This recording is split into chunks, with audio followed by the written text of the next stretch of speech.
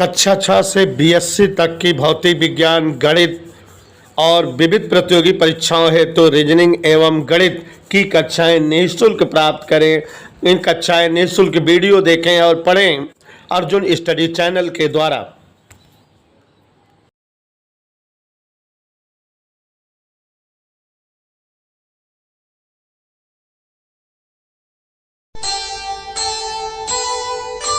कर्म करे किस्मत बने, जीवन का यह मर्म, प्राणी तेरे हाथ में, तेरा अपना कर्म, तेरा अपना।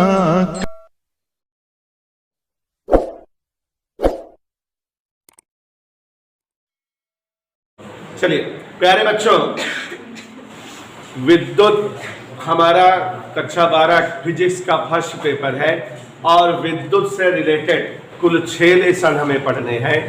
और आपको पता होना चाहिए कि जो पहला पाठ है वो वर्तमान में वैद्युत आवेश एवं वैद्युत क्षेत्र की तीव्रता नाम से जाना जाता है। माने हमारे विद्युत के पहले पाठ का नाम वैद्युत आवेश एवं वैद्युत क्षेत्र की तीव्रता है। वैसे कुछ बुक में इसी पाठ का नाम कूलाम का नियम एवं वैद्युत क्षेत्र की तीव्रता पाओगे, तो आप कंफ्यूज मत होइएगा। कुमार मित्तल की जो बुक है उसमें जो है कूलाम का नियम एवं वैद्युत क्षेत्र की तीव्रता लिखा है। बाकी सिंह एंड सिंह, एक्सेल और जो आपकी जो है बालाजी की बुक है, उन सभी बुकों में आपको इसका नाम वैद्युत आवेश एवं वैद्युत क्षेत्र की तीव्रता लिखा हुआ पाओगे। तो यहाँ देखिए जरा, ये पहला पाठ का नाम लिखे हुए हैं वैद्युत आवेश तथा वैद्युत क्षेत्र की तीव्रता है। अंग्रेजी इसकी होती है electric charge and intensity of electric field. प्यारे बच्चों, ये हमारे विद्युत के 6 लेसन में पहला लेसन है। दूसरा इसके बाद पढ़ोगे गॉस प्रमेय, तीसरा वैद्युत विभव, चौथा परावैद्युत तथा संधारित्र और 5वां है वैद्युत चालन, छठा है किरचॉफ के नियम और सरल पद्धति। लेकिन अगर इस लेसन को सीरियसली नहीं पढ़ोगे थोड़ा ध्यान देते हुए तो आगे के लेसन नहीं समझ में आएगा। तो अब आप यहाँ पर देखिए जरा, चैप्टर का नाम वैद्युत आवेश तथा वैद्युत क्षेत्र तीव्रता से ये स्पष्ट हो रहा है कि इस चैप्टर में बहुत सारे टॉपिक वैद्युत आवेश से रिलेटेड होंगे और कुछ टॉपिक वैद्युत क्षेत्र की तीव्रता से रिलेटेड होंगे। तो वैद्युत आवेश से रिलेटेड टॉपिक थ्योरेटिकल है और एक बहुत इंपॉर्टेंट टॉपिक है कूलाम का नियम, वैद्युत आवेश से जो रिलेटेड है। बाकी सारे टॉपिक वैद्युत क्षेत्र की तीव्रता से हैं। कुल 7-8 डेरिवेशन है और एक दिन का एक डेरिवेशन है। पहला चैप्टर है, थोड़ा सा भूमिका बनानी पड़ती है और छोटी छोटी चीजें वो एक्सप्लेन पड़ती है जो प्रस्तावना के रूप में आगे के लेसनों में काम देगी, इसलिए थोड़ा सा लंबा लगने लगता है। चलिए ठीक है, सबसे पहले मैं आपको बताना चाहूंगा वैद्युत आवेश क्या है। कभी कभी उसको केवल वैद्युत कहा जाता है या केवल आवेश कहा जाता है, तो आप ऐसे भी समझ सकते हो वैद्युत या आवेश, ठीक है, इलेक्ट्रिसिटी या चार्ज, ऐसे भी। और अगर केवल वैद्युत आवेश लिखा है तो इसका मतलब इलेक्ट्रिक चार्ज है। वैद्युत या आवेश मतलब इलेक्ट्रिसिटी या चार्ज, ठीक है। और अगर वैद्युत आवेश लिखा है तो इलेक्ट्रिक चार्ज। तो जैसा कि हमारे बीच महवीज बैठी हुई हैं, इनको इतिहास पढ़ना बड़ा अच्छा लगता है। कह रहे हैं सर जी वैद्युत या आवेश का थोड़ा सा इतिहास बता दीजिए। तो यद्यपि हम पिछले दिनों से वैद्युत या आवेश का इतिहास बताए हुए हैं, लेकिन कुछ चेहरों को देखकर 2 मिनट में बता दे रहे हैं और पूछ भी लेते हैं। बच्चों, बहुत समय पहले, अंग्रेजी में बात करें तो लॉन्ग एगो ऐसे पढ़ा जाता है ना, या मेनी ईयर्स एगो, बहुत समय पहले की बात है। और कहाँ की बात है? एक कंट्री था जिसका नाम है यूनान या अंग्रेजी में ग्रीस। और बात कब की है? सन 600 ईसा पूर्व। सुहाना बेटा आपको याद हो गया होगा। तो 600 ईसा पूर्व मतलब बच्चों ईसवी सन आरंभ होने के भी 600 वर्ष पहले मीन्स आज के 2622 साल पहले, बहुत समय पहले की कोई घटना बताने जा रहा हूं जो यूनान में घटित हुई है। और जब इतने समय पहले की घटना है तो इतना दिमाग में तो आ जाना चाहिए कि वो घटना जब भी हुई होगी उस समय विज्ञान नाम की कोई चीज नहीं रही होगी, न कोई आविष्कार रहा होगा, न सुषमा जी हम लोग जैसे आज इतना जो है वेल डेवलप्ड आधुनिक सिविलाइज्ड या जो है मॉडर्नाइज्ड है उस तरह से उस समय नहीं रहे होंगे। हम लोग जो है उस समय खाना बदोशी जीवन में रहे होंगे, बहुत जो है बैक में रहे होंगे, बिल्कुल साइंस का हमें नॉलेज नहीं रहा होगा। आज की तरह जो है आधुनिक सभ्यता या आधुनिक संचार व्यवस्था से ओतप्रोत ना होकर के फोटोइये कर रहे होंगे। तो अब सन 600 ईसा पूर्व में एक दार्शनिक थे जिनका नाम था थेल्स। दार्शनिक का मतलब होता है सुंदरम जी कि जो और व्यक्तियों में ज़्यादा जानकार हो, जिन्हें जो है थोड़ा कुछ ज़्यादा ज्ञान हो। उस समय साइंस नहीं था इसलिए दार्शनिक थे, अब आज साइंस है तो इसलिए वैज्ञानिक होते हैं वही लोग। तो थेल्स नाम के एक दार्शनिक थे और संयोग से एक इन्होंने जो है घटना देख ली। हुआ क्या कि यूनान में जैसे भारत में जगह जगह लोहा, सोना, चांदी, एल्युमिनियम, लकड़ी, पत्थर, रबर ये सब चीज़ें गिरी पड़ी रहती हैं, टुकड़े वगैरह, वैसे ही एक जो है हार्ड रबर जिसे जो है अंबर हम बोल रहे हैं, अंबर नाम की कोई एक जो है रबर कहीं जमीन पर गिरी हुई थी। कौन सा पदार्थ गिरा हुआ था? सत्यम कुरैशी, अंबर। अंबर नाम का एक पदार्थ जमीन पर गिरा हुआ था, इसको इन्होंने उठाया और इसको जो है तमाम जो भेड़ वगैरह चढ़ रही थी किसी भेड़ की खाल पर रगड़ने लगे, बस ऐसे मजा ले रहे थे, दुलराए लगे। हाँ, तो अंबर नाम के पदार्थ को भेड़ की खाल पर रगड़ने लगे और जब भेड़ की खाल पर उसको रगड़ने गए और जैसे ही हाथ इन्होंने नीचे किया तो इन्होंने देखा कि जो जमीन पर हल्के मटेरियल गिरे थे, कागज, रुई, तिनका, घास फूस, ये सब चीजें जो है उड़ करके इस अंबर के टुकड़े की ओर चिपकने लगी या आकर्षित होने लगी। अंबरवा रगड़ा गया कहां पर? भेड़ की खाल, बोले तो ऊन पर। वह अंबर को ऊन पर रगड़ा तो माननीय थेल्स ने देखा कि इट स्टार्ट अट्रैक्टिंग, इसने आकर्षित करना शुरू कर दिया हल्के पदार्थों को। हल्के पदार्थ बोले तो रुई, तिनका, घास, फूस, भूसा, कागज का टुकड़ा वगैरह वगैरह वगैरह, तो इन सबको आकर्षित करने लगा। ठीक, तो जब जो है थेल्स ने अंबर नामक पदार्थ को ऊन पर रगड़ा तो ये देखा या ये पाया कि ये हल्के पदार्थ को अपनी ओर आकर्षित करने लगा। रुई, तिनका, घास फूस, कागज इत्यादि को अपनी ओर खींचने लगा। यह क्यों हुआ, काहे हुआ, क्या इसी में होता है या किसी और में होता है, ये सारे क्वेश्चन नहीं बने उन मान्यवर के दिमाग में, इसलिए ये बेचारी इतनी बड़ी भावकाली और बड़ी खोज गुमनामी के अंधकार में रह गई। इस घटना को लोगों ने महज एक खेल समझा, लड़कियां उड़के बगदावत हुए तो एक हजार हुआ आपको का खेल दिखाई तो ओका दिखावा ऐसे अंबारवा कर रगड़े और जब कागज उगज खेती करे तो उड़ उड़ के छपक लगे, लड़का खुशी हो जाए। तो इस तरह से जो है केवल महज एक खेल हो गया। लोग जो है बच्चों फुसलाने के लिए, बच्चों को दिखाने के लिए ये कार्यक्रम करने लगे, बाकी गंभीरता पूर्वक सीरियसली इस घटना के पीछे आपको बताए थे कि कितनी अजीबोगरीब बात है।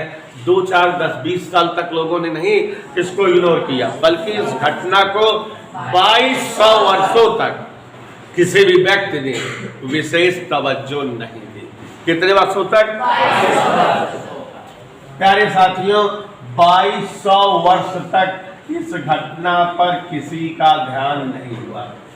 2200 वर्षों के बाद सन 1600 ईस्वी में, अब आप समझ रहे हो कि हम 1600 ईस्वी पहुंच गए हैं, तो इसका मतलब 2200 साल हो गए हैं, क्योंकि 1600 ईस्वी का मतलब हुआ अंकित प्रजापति ईस्वी सन आरंभ होने के 1600 बरस। और ये घटना 600 ईसा पूर्व थी, माने ईस्वी सन आरंभ होने के भी 600 बरस पहले की बात थी। कुल मिला के 2200 साल हो गए। तो 2200 बरस बाद फिर हम आपको जो है ले चलते हैं यूनान देश में।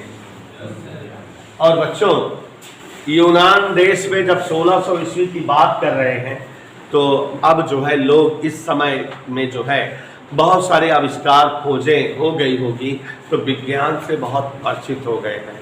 और लोग जब विज्ञान से परिचित हो गए हैं, बहुत ज़्यादा विज्ञान डेवलप हो गया था, तो लोगों ने बहुत सारी चीज़ों का आविष्कार कर लिया था। तो यहाँ लोगों के बीच में वैज्ञानिक हुआ करते थे।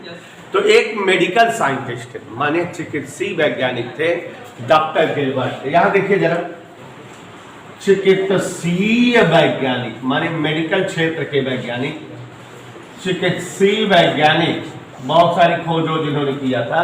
इनका नाम था सुषमी जी डॉक्टर गिलबर्ट।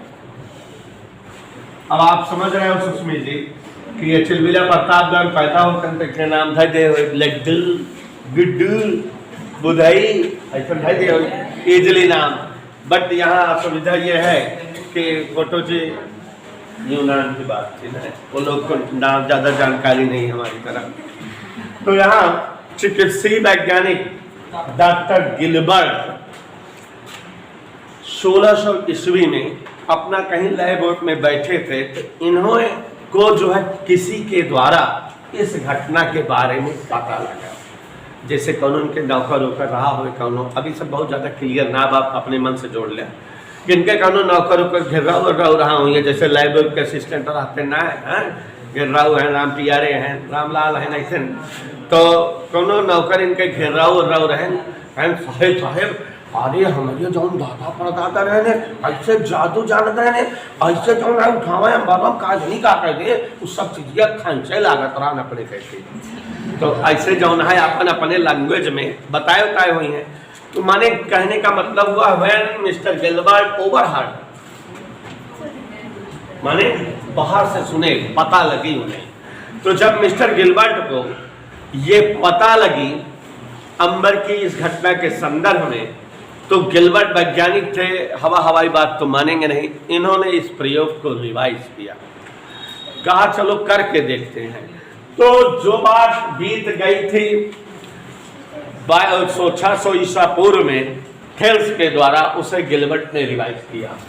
गिलबर्ट ने अंबर नामक पदार्थ को लिया और ऊन पर रगड़ा, तो ये पाया कि वास्तव में वो हल्के पदार्थों को अपनी ओर आकर्षित करने लगा था।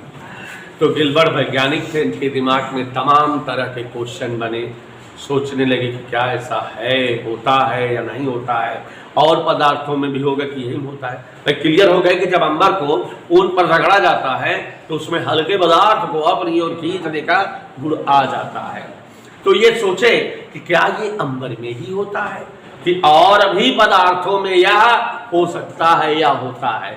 तो इसलिए वे जो है और भी दुनिया के सभी पदार्थ उठाते थे और कहीं न कहीं रगड़ते थे या कहीं न कहीं घर कराते थे, और ये ट्राई करते थे कि देखें क्या इन सब में भी हल्के पदार्थों को अपनी ओर आकर्षित करने का गुण आता है।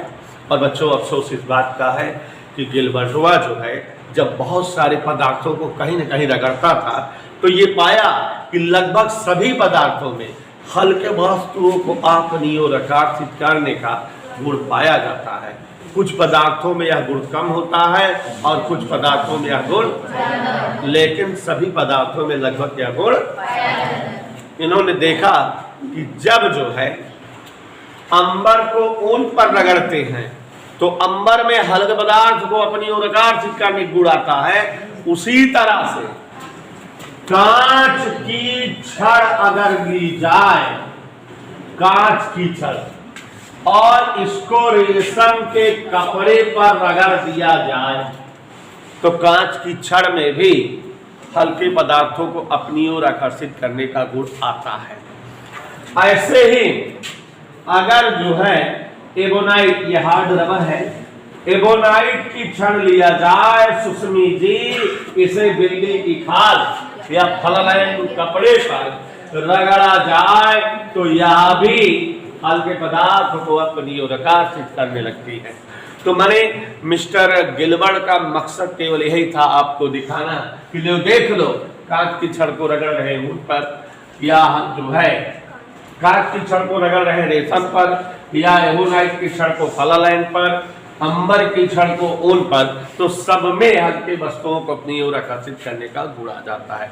आप लोग भी बेटा अगर हाथी दांत की कंघी को अपने बालों पर रगड़ो और उसके बाद कागज के टुकड़ों के पास लाओ तो वो उन्हें आकर्षित करने लगती है।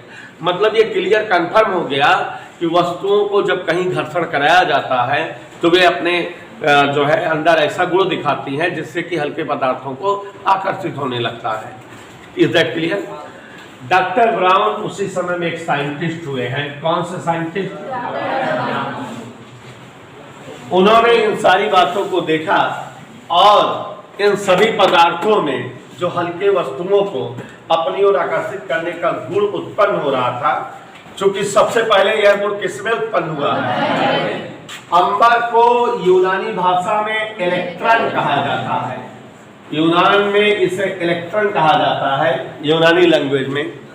इसलिए इस गुण को गिलबर्ट ने इलेक्ट्रियस कहा था।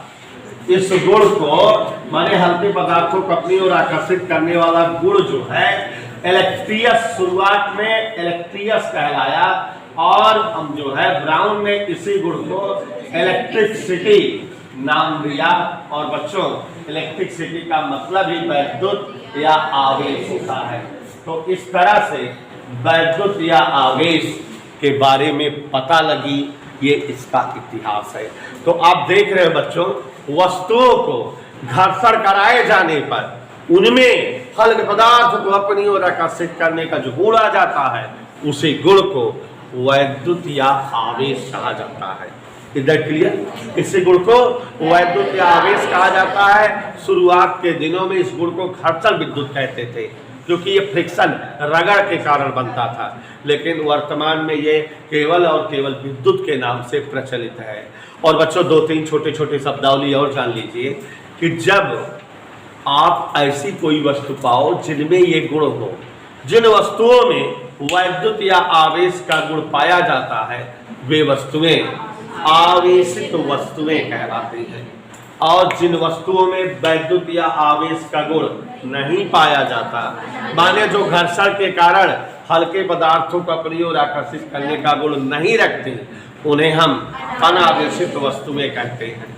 और वस्तुओं में आवेश का गुण प्रकट होना वैद्युत आवेशन, इलेक्ट्रिक चार्जिंग कहलाती है। मतलब हम तीन शब्द बोले सुंदरम, क्या क्या?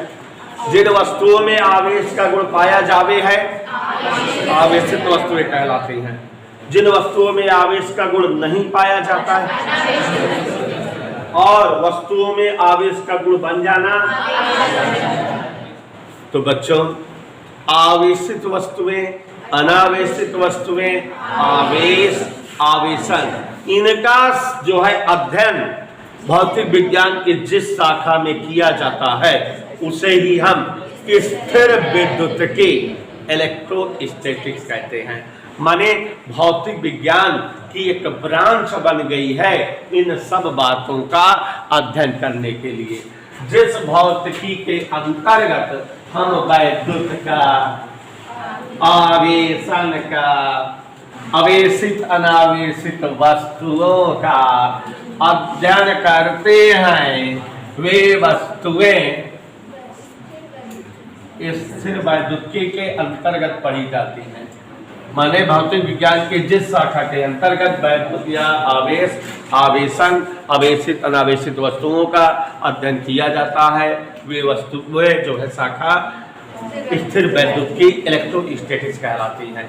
अब बच्चों यही छोटा सा टॉपिक बताए थे, आवेश का वर्गीकरण, क्लासिफिकेशन ऑफ चार्ज। माने आवेश कितने प्रकार के होते हैं, शॉर्ट कट में बता दे रहे हैं। कल तो अच्छे से समझाए थे हमने। कल आपको एक अमेरिकन वैज्ञानिक का नाम बताया था, याद करो कौन था? बड़ा झंझटी नाम था, जैसे लग रहा नदी नाला जोड़ा जा। तो देखिए जरा ध्यान दीजिएगा, एक अमेरिका के वैज्ञानिक हुए हैं बेंजामिन फ्रैंकलिन। बेंजामिन फ्रैंकलिन नाम के एक वैज्ञानिक हुए हैं और इन साहब ने जो है एक छोटे से प्रयोग के आधार पे आवेश का जो है क्लासिफिकेशन डिवाइडेशन कर दिया। मतलब किया क्या प्रयोग में, तो विशेष जी एक कांच की छड़ लिया इन्होंने, कांच की छड़ लिया नेहा जी, और उसे रेशम पर रगड़ा।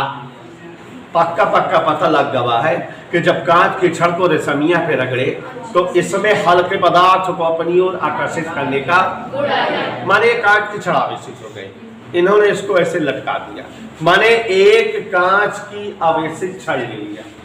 अब इन्होंने एक और कांच की छड़ लिया, उसे भी कहीं घर्षण कराया, उसे भी रगड़ा, उसे भी आवेशित किया, उसे भी ले लिया। माने अब इनके पास कांच की दो आवेशित छड़ें हैं। आवेशित छड़ें माने ये कांच की ऐसी दो छड़ें हैं जिनमें हल्के पदार्थों को अपनी ओर आकर्षित करने का गुण रहता है। अब इन छड़ों को इन्होंने जब पास रखा नजदीक, तो ये दूसरे को प्रतिकर से झटका मारने लगी। चौंक गए, अरे अभी तक तो केवल यही पता था जो है क्षितिज जी कि वस्तुओं में जब आवेश का गुण आता है तो ये हल्के पदार्थों को आकर्षित करती हैं, लेकिन अब ये पता लग गया कि आवेशित वस्तुएं परस्पर एक दूसरे को करती हैं। अब ये थोड़ा सा और एक कदम आगे बढ़ाए, थोड़ा सा प्रैक्टिकल करके और अपने आप को संतुष्ट करें। तो अब एबोनाइट की छड़ ले लिए और उसे जो है बिल्ली खाल में रगड़े, माने उसे भी आवेशित कर लिए। एक ऐसे ही और एबोनाइट के छड़ लिए, बिल्ली खाल पे रगड़कर उसे भी आवेशित कर लिए। अब इनके पास दो एबोनाइट की आवेशित छड़ें हैं और दोनों छड़ों को जब इन्होंने पास रखा तो दोनों एक दूसरे को प्रतिकर्षित कर रहे थे, दूर हटा रहे थे। कहने का तात्पर्य हुआ कि एबोनाइट की दो आवेशित छड़ें जब पास रखी गई तो दोनों एक दूसरे की आवेशित कर रहे थे। अब इन्होंने एक कदम और बढ़ाया कि अब कांच की आवेशित छड़ के नजदीक एबोनाइट की आवेशित छड़ रख दिया, तो देखा ये दोनों एक दूसरे को आकर्षित कर रही, माने बदल गई घटना। तो कहने का मतलब ये हुआ कि कांच वाली आवेशित छड़ के नजदीक जब कांच वाली आवेशित छड़ आती है तो दोनों एक दूसरे को प्रतिकर्षित करते हैं, माने उनके आवेशों में प्रतिकर्षण होता है। लेकिन जब कांच की आवेशित छड़ के नजदीक एबोनाइट वाली आवेशित छड़ आती है तो दोनों में आवेशन में आकर्षण होने लगता है। कहने का मतलब ये हुआ कि जो है कांच वाली छड़ जो गुण दिखाती है वो आवेशित एबोनाइट की छड़ नहीं दिखाती। तो ये समझ गए कि जब जो है वस्तुओं को रगड़ा जाता है तो उनमें आवेश का गुण आता है, लेकिन अलग अलग वस्तुओं में अलग अलग प्रकार का। जो आवेश का गुण कांच की छड़ पर है वो आवेश का जो है गुण एबोनाइट के छड़ पर, और इस तरह से इन्होंने आवेश का विभाजन किया। इन्होंने बताया कि आवेश दो प्रकार के होते हैं, धन आवेश, ऋण आवेश। और बच्चों कांच की छड़ पर जो आवेश था उसे इन्होंने धन आवेश नाम दिया और एबोनाइट की छड़ पर के आवेश को ऋण आवेश नाम दिया। और आज तक हम लोग बेटा आवेश को दो प्रकार का ही पढ़ते हैं, माने आवेश दो प्रकार का होता है, ये आज तक हम यही मानकर पढ़ते, यही समझते हैं। तो आवेश बच्चों चार्ज दो प्रकार के हैं, धन आवेश और ऋण आवेश। तो इस तरह से आवेश का वर्गीकरण हुआ। अब बच्चों ये आवेश का इतिहास, आवेश की परिभाषा जो भी थी मॉडर्न तरीके में सब बदल गई। आधुनिक दृष्टिकोण में आवेश को कुछ दूसरी तरह समझाया गया या बताया गया। मुक्त इलेक्ट्रॉन मॉडल के आधार पर आवेशन की व्याख्या। प्यारे बच्चों बहुत ही मजेदार टॉपिक है। कैसा दार? मजेदार। हाँ, मुक्त इलेक्ट्रॉन मॉडल के आधार पर वैद्युत आवेशन की व्याख्या।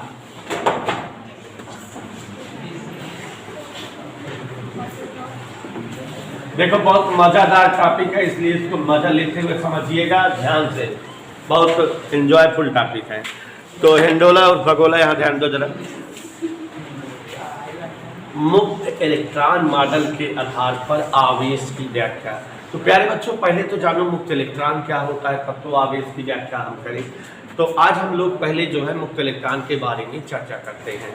देखो बच्चों आप सभी ये जानते हो, केमिस्ट्री के विद्वान टीचरों के स्टूडेंट हो, ये पता है आप सभी को कि दुनिया के सभी पदार्थ पदार्थ बोले तो ऐसी समस्त वस्तुएं जिनमें भार होता हो, जो रहने के लिए स्थान घेरती हो, जिनका ज्ञान ज्ञानेंद्रियों द्वारा किया जा सके, द्रव्य पदार्थ कहलाते हैं।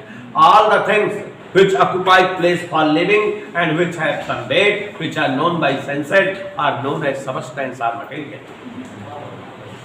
तो ऐसी समस्त वस्तुएं जिनमें भार हो, जिनका ज्ञान ज्ञानेंद्रियों द्वारा किया जा सके, जिन्हें जो है हम महसूस कर सके जो है ज्ञानेंद्रियों से, जो रहने के लिए जगह लिए हों, वही द्रव्य पदार्थ है। हम, आप, कुर्सी, घर, मेज, मोबाइल, सब कुछ जो है द्रव्य पदार्थ है। इधर क्लियर। फिर उसके बाद आपने जो है पढ़ा होगा कि दुनिया का कोई भी पदार्थ अत्यंत छोटे छोटे मासूम कणों से मिलकर बना है, जो अणु होते हैं।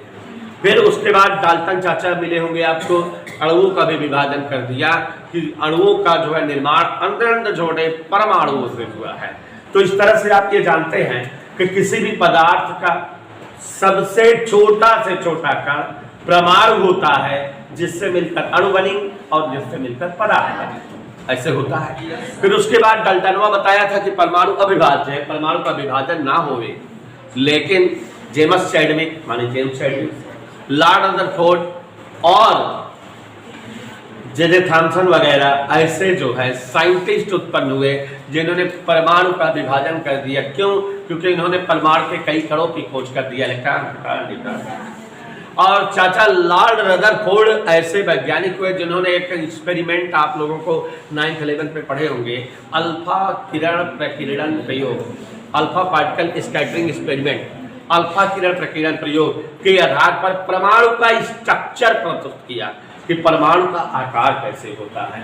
तो सुहाना हमको बता रहे हैं, इसलिए हम सबको बता दे रहे हैं कि परमाणु माने दुनिया में पदार्थों का सबसे छोटा कण, जिससे मिलकर अणु और जिससे मिलकर पदार्थ बन जाते हैं। तो किसी भी परमाणु का आकार गोलाकार होता है और जिसका ज्यादातर भाग खोखला होता है, मध्य का छोटा सा भाग ठोस होता है और धनावेशित होता है, जिसमें प्रोटॉन रूपी धनावेशित कण, न्यूट्रॉन रूपी भारी कण रहते हैं, और इस भाग को नाभिक कहते हैं। और यह पूरे परमाणु का 1000वां हिस्सा होता है। और इस नाभिक के चारों ओर अलग अलग कक्षाओं में ऋणावेशित कण इलेक्ट्रॉन चक्कर करते रहते हैं।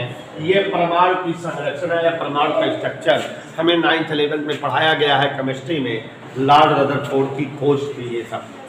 तो याद करिए, यहाँ ध्यान दीजिए जरा सामने की ओर, कि परमाणु खोखले गोले के रूप में होता है, जिसका अधिकतर भाग खोखला, मध्य का बीच का भाग ठोस धनावेशित, प्रोटॉन रूपी धनावेशित कण, न्यूट्रॉन रूपी भारी कण होते हैं, नाभिक कहलाता है। और इस नाभिक के बाहर अलग अलग कक्षाओं में इलेक्ट्रॉन रूपी ऋणावेशित कण चक्कर करते रहते हैं। बच्चों, आप ये भी जानते हो कि जैसे ये नाभिक है, बाहर ये पहली कक्षा है, क्या इलेक्ट्रॉन है इसमें? 2। इन इलेक्ट्रॉनों को नाभिक अपनी ओर खींचे रहता है, आकर्षित किए रहता है, और जिस बल से आकर्षित किए रहता है उसे आप जो है नाभिक का कंट्रोलिंग फोर्स, नियंत्रक बल समझ सकते हो। तो मानिए जो कक्षा के इलेक्ट्रॉन है, नाभिक के नियंत्रण बल के प्रभाव में खींचे रहते हैं।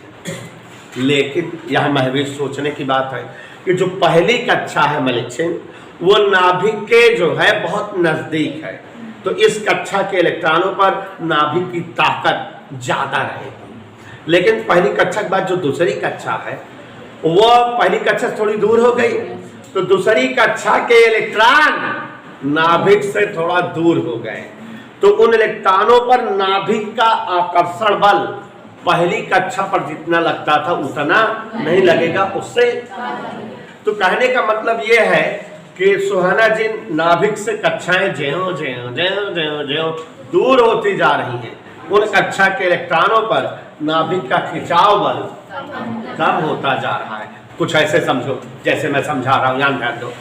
अगर ये हमारा जो पूरा काम, देखो मुक्त इलेक्ट्रॉन के बारे में बता रहा हूँ, ये बेटा जो है फिजिक्स में कई लेसनों में है।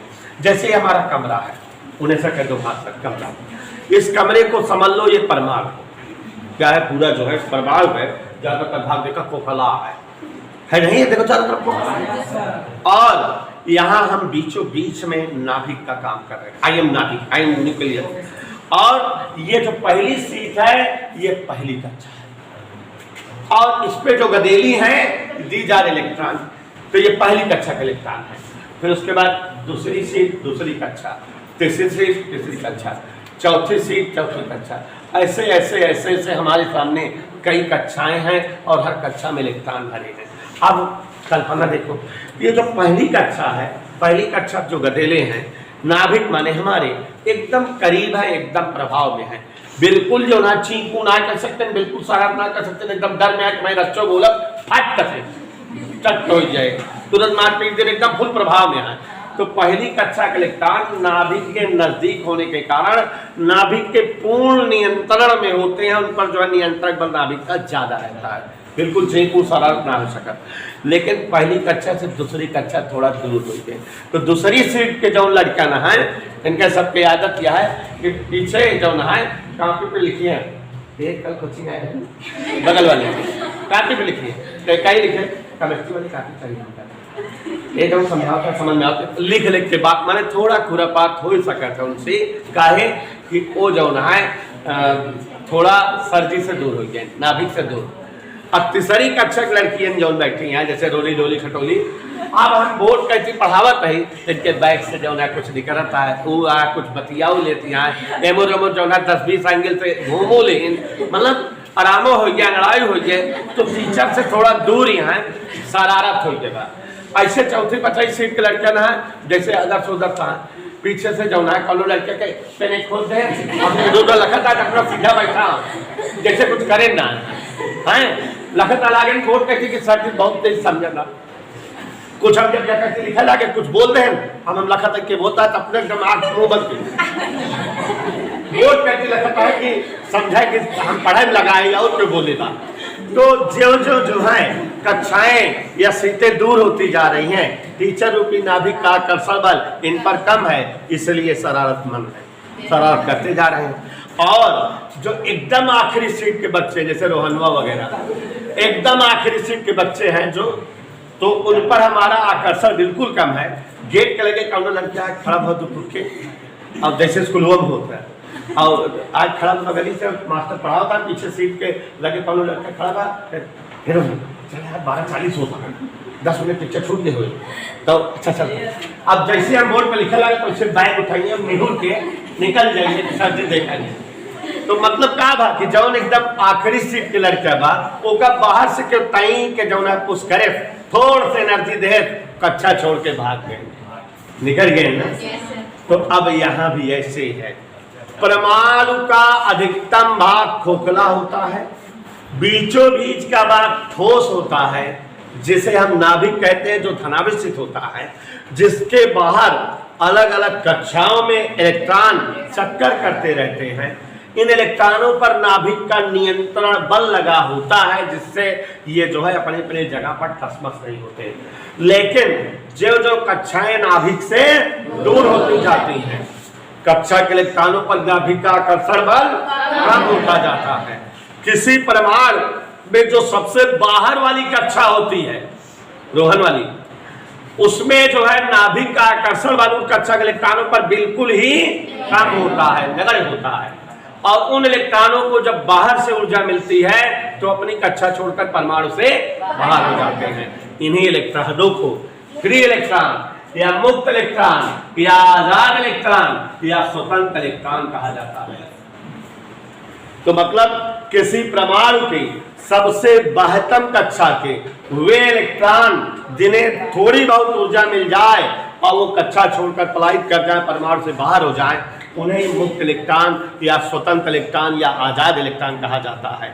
और इसके अलावा जो इलेक्ट्रॉन नाभिक के नियंत्रण में रहते हैं, जो नहीं जा पाते इधर उधर, उन्हें हम संबद्ध इलेक्ट्रॉन कहते हैं। तो इस तरह से जो है किसी परमाणु के सबसे बाह्यतम कक्षा के वे इलेक्ट्रॉन जिन पर नाभिक का नियंत्रण बल बिल्कुल नगण्य हो, जिन्हें अतिरिक्त बाह्य ऊर्जा मिल जाने पर जो कक्षा से जो है पलायित कर जाए, परमाणु से बाहर हो जाए, मुक्त इलेक्ट्रॉन या स्वतंत्र इलेक्ट्रॉन कहलाते हैं। और बच्चों, वर्तमान में आवेश की व्याख्या मुक्त इलेक्ट्रॉन के पदों में की गई। कैसे? बताया गया कि जब जो है दो अनावेशित वस्तुएं एक दूसरे पर घर्षण कराती हैं या कराई जाती हैं, तो एक वस्तु से मुक्त इलेक्ट्रॉन निकलते हैं और दूसरी पर आ जाते हैं। इस प्रकार एक वस्तु पर सामान्य अवस्था से मुक्त इलेक्ट्रॉनों की कमी बन जाती है और दूसरी वस्तु पर मुक्त इलेक्ट्रॉनों की अधिकता बन जाती है। जिस पर मुक्त इलेक्ट्रॉन ज्यादा हो जाते हैं वह वस्तु ऋण आवेशित कहलाती है, और जिस पर मुक्त इलेक्ट्रॉन कम हो गए, चले गए, भग गए, वह वस्तु धन आवेशित कहलाती है। माने आवेश के बारे में सुस्मी के हिसाब से बताया गया, मुक्त इलेक्ट्रॉनों का आना या जाना आवेश कहलाता है, मुक्त इलेक्ट्रॉनों का चले जाना, मुक्त इलेक्ट्रॉनों का कम हो जाना धन आवेश, मुक्त इलेक्ट्रॉनों का बढ़ जाना, मुक्त इलेक्ट्रॉनों का अतिरिक्त हो जाना ऋण आवेश कहलाता है। और इस प्रकार धन आवेश और ऋण आवेश की व्याख्या दी गई। ठीक है, तो मुक्त इलेक्ट्रॉन मॉडल के आधार पर आवेश कैसे समझाया गया कि जब वस्तुओं को आपस में घर्षण कराया जाता है तो एक वस्तु से मुक्त इलेक्ट्रॉन निकलकर दूसरी पर आ जाते हैं, और इसलिए एक वस्तु पर मुक्त इलेक्ट्रॉन की कमी और एक पर मुक्त इलेक्ट्रॉन की, जिस वस्तु पर मुक्त इलेक्ट्रॉन अधिक हो जाते हैं वह वस्तु ऋण आवेश, और जिस वस्तु पर मुक्त इलेक्ट्रॉन कम हो जाते हैं वह वस्तु धन आवेश।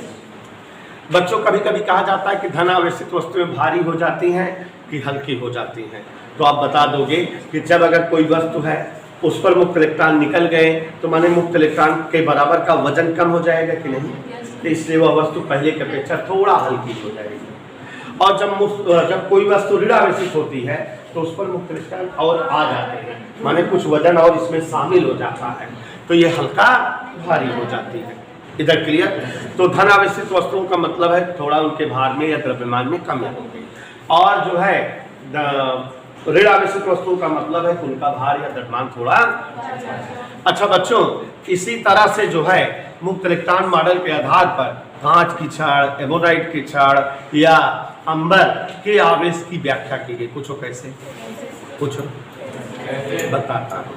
जब जो है कांच की छड़ को, रिसु हंसते हुए समझो, कांच की छड़ को रेशम के कपड़े पर रगड़ा गया तो कांच की छड़ से कुछ मुक्त इलेक्ट्रॉन निकलकर रेशम पर चले गए, तो माने कांच की छड़ पर मुक्त इलेक्ट्रॉनों की सामान्य अवस्था से कमी हो गई, अर्थात अमिता यादव जो मुक्त इलेक्ट्रॉन जब इससे कम हो गए कि वस्तु कैसी हो जाएगी। तो इस प्रकार जो है कांच की छड़ धन आवेशित हुई। जब एबोनाइट के छड़ को बिल्ली की खाल पर रगड़ा गया तो बिल्ली की खाल से कुछ मुक्त इलेक्ट्रॉन एबोनाइट की छड़ पर आ गए, माने एबोनाइट की छड़ सामान्य अवस्था से उस पर इलेक्ट्रॉन अधिक हो गए और इसलिए वो कौन सी वस्तु हो गई। तो इस तरह से कांच की छड़ या एबोनाइट की छड़ पर के आवेश की व्याख्या की गई थी। एक कॉम्पिटिटिव बात बताए थे कि कॉम्बिनेशन अगर बदल जाए तो आवेश बदल जाता है। जैसे अगर कांच की छड़ जो है सिल्क पर रगड़ो, रेशम पर, तो कांच की छड़ धन आवेशित बनती है, लेकिन अगर कांच की छड़ को बिल्ली की खाल पर रगड़ो तो यह ऋण आवेशित हो जाएगी। एबोनाइट के छड़ को रेशम पर रगड़ो तो यह धन आवेशित हो जाएगी। और बच्चों, ये सारी चीजें ऐतिहासिक थी। अब छोटी छोटी 2-4 परिभाषाएं हैं, छोटी छोटी 1-2 लाइन की, और उसके बाद कूलाम का नियम जो मोस्ट इंपॉर्टेंट टॉपिक है लेसन में शुरू हो जाएगा।